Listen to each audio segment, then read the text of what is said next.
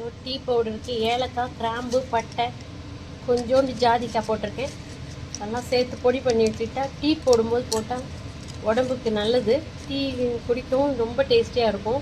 டிஃப்ரெண்ட்டான வாசனையில் வணக்கம் நண்பர்களே. இந்த பொடியை போட்டு ஒரு டீயை போட்டுக்கிட்டே ஒரு சுவாரஸ்யமான நபரை பற்றியும் அவங்க எப்படி இந்த டீயை ரசித்து குடிப்பாங்கங்கிறத பற்றி இந்த வீடியோ முழுமையாக பார்த்து உங்களுக்கு பிடிச்சதுன்னா ஒரு லைக் கொடுங்க, ஷேர் பண்ணுங்கள், சப்ஸ்கிரைப் பண்ணுங்கள், கமெண்ட் பண்ணுங்கள். இதே வீடியோவில் நம்ம எப்படி சுகரை கண்ட்ரோல் பண்ணலாங்கிறத பற்றியும் பார்த்துடலாம். இது ஒரு ஓலா ஆட்டோ டிரைவர் சொன்னது. பாருங்கள், வெந்தயம் சுகர் எப்படி நம்ம ஓரளவு கண்ட்ரோலில் வச்சுக்கலாங்கிறத பார்க்க போகிறோம். நீங்கள் மாத்திரையெல்லாம் சாப்பிடுங்க, எதோ என்ன செய்யுங்க. இந்த மாதிரி வெந்தயத்தை ஊற வச்சு காத்தால் நல்லா மென்று சாப்பிட்டுடுங்க. ஒரு டேபிள் ஸ்பூன் அளவுக்கு ஊற வச்சுக்க. காத்தால் அது நல்லா ஊறி இருக்கிறத எடுத்து நீங்கள் மிக்ஸாக மென்று சாப்பிட்டுட்டு அப்புறம் எது வேணால் நீங்கள் குடிக்கலாம், என்ன வேணால் செய்யலாம். நான் இப்போ பாருங்கள், இது சின்ன பாட்டு தான். இது எனக்கு ரொம்ப பிடிச்சி வாங்கினேன். ஆனால் அடுப்பில் நிற்கவே மாட்டேங்க, டொப்புன்னு விழுந்துடும், சாஞ்சிடும். இந்த அடுப்பில் வைக்கிறேன். இது மாதிரி வைக்கக்கூடாது, ஆனால் நான் வைக்கிறேன், வேறு வழி இல்லாமல் தான் வைக்கிறேன். ஸ்டாண்டு வச்சாலும் நிற்க மாட்டேங்குது, விழுந்துடுது. இப்போது டீ தான் போட்டுக்க போகிறோம். இந்த சுகருக்கு இது மாதிரி வெந்தயம் இதெல்லாம் சாப்பிட்றதோட ஒரு மார்னிங் டிஃபனை ஸ்கிப் பண்ணுறது நல்லதுன்னு சொல்கிறாங்க. நீங்கள் லைட்டாக ஏதாவது இது மாதிரி டீ, காஃபி எல்லாம் கூட நிறுத்திடணும். பாலில் மஞ்சத்தூள் போட்டு மிளகுத்தூள் போட்டு குடிங்க, ரொம்ப நல்லது. நான் இதெல்லாம் செஞ்சுட்டு தான் இருக்கேன். எனக்கு கண்ட்ரோலில் இருக்கிற மாதிரி தான் தெரியுது. இப்போ சென்னை போனால் தான் செக் பண்ணணும் எவ்வளோ குறைஞ்சிருக்கு, என்ன எப்படி இருக்கேன் அப்படின்னு. இப்போ இந்த டீக்கு அதோட நம்ம காலையில் டிஃபன் ஸ்கிப் பண்ணுறதோடு இல்லாமல் மாதத்தில் ஒரு நாள் வயிறை சுத்தம் பண்ணிங்க.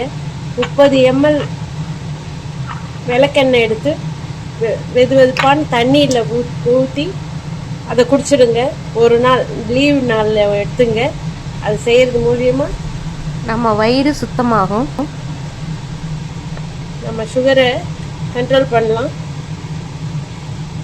வயிறு சுத்தமாக இருந்தாலே பாதி வியாதி குறைஞ்சிரும். இந்த டீ மசால் பொடியில் இருக்கிற பட்டைக்கு சுகரை நல்லா குறைக்கிற திறமை இருக்குது. அதனால் பட்டை போட்டு டீ குடிக்கிறது ரொம்ப நல்லது. இது டீ மசால் பண்ணி வச்சுருக்கேன். ஹலோ, இப்படி கொட்டினா இது 1 ஸ்பூன் அளவு கொட்டும். அதே மறுபக்கத்தில் திறந்து கொட்டினா 2 பக்கத்துலேயும் மாறி மாறி கொட்டிக்கலாம். இப்படி கொட்டினா பாருங்கள், ஸ்ப்ரிங்கிள் பண்ணுற மாதிரி நல்லா அழகாக வரும்.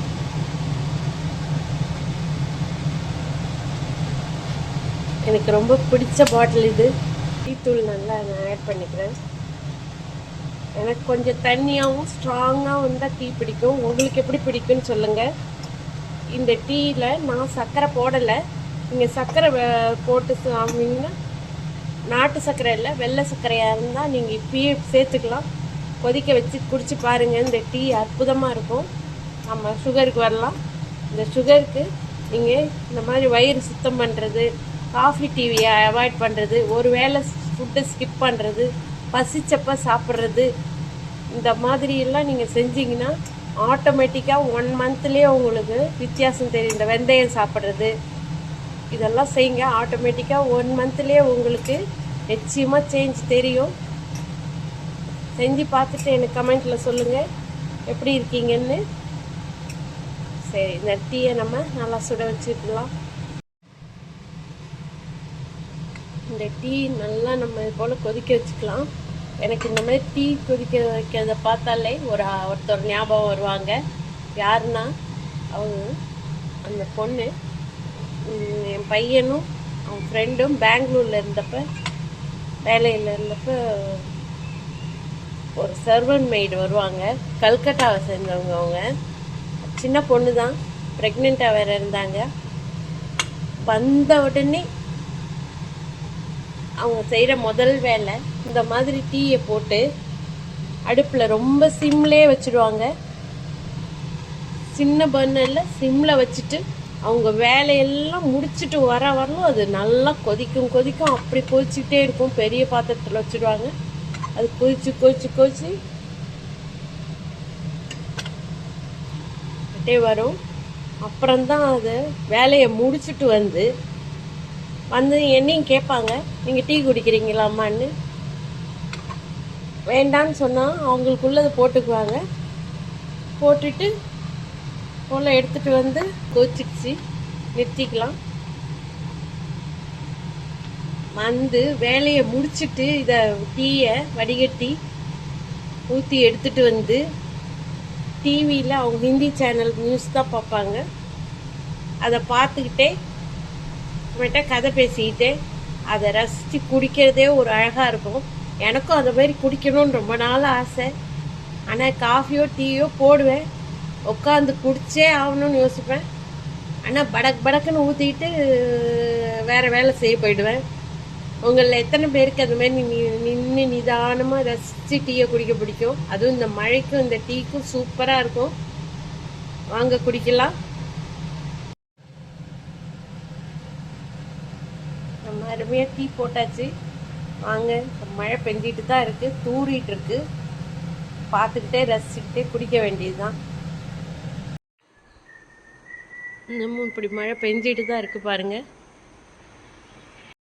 வெந்தயம் சாப்பிட்டாச்சு. போல் வெதுப்பாக தண்ணி வச்சுங்க. சூடாகவும் வேண்டாம், ஜில்லுன்னு வேண்டாம். இது நல்லா ஏறக்குறைய ஒரு டம்ளர் போல் குடிச்சிக்கலாம். காத்தாலேயே வெறும் வயிற்றுல குடிச்சிடுங்க. அதுக்கப்புறம் நீங்கள் எது வேணால் குடிச்சிங்க. இப்போ நம்ம டீ பாருங்கள்.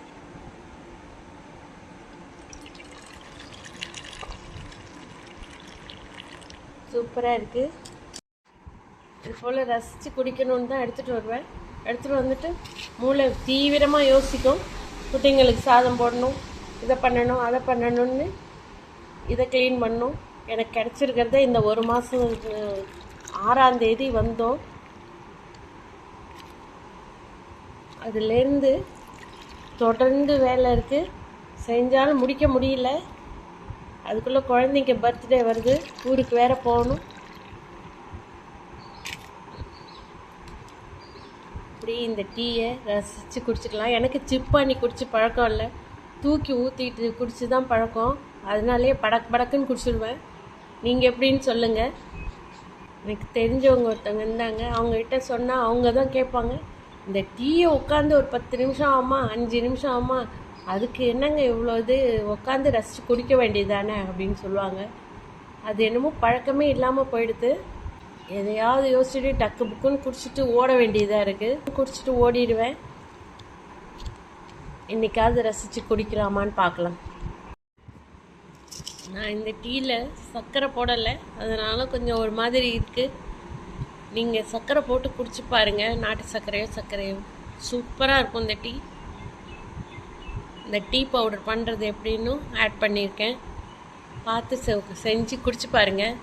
அருமையான டீ இது. நம்ம இதுக்காக வெளியில் ஹோட்டலிலோ டீ கடைக்கோ போக வேண்டாம். ஹைஜீன் பிரச்சனையை பற்றி கவலைப்பட வேண்டாம். சூடாக ரசித்து குடிக்கலாம்.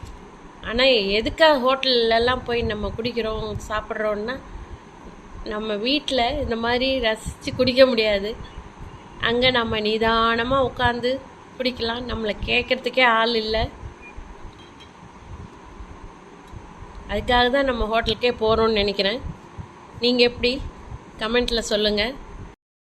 இந்த டீயோட நீங்கள் சுக்கு பொடியோ இல்லைன்னா இஞ்சியை தட்டியோ போட்டுக்கலாம். அதுவும் ரொம்ப நல்லாயிருக்கும். இந்த வீடியோவை நீங்கள் முழுமையாக பார்த்ததுக்கு நன்றி. வணக்கம்.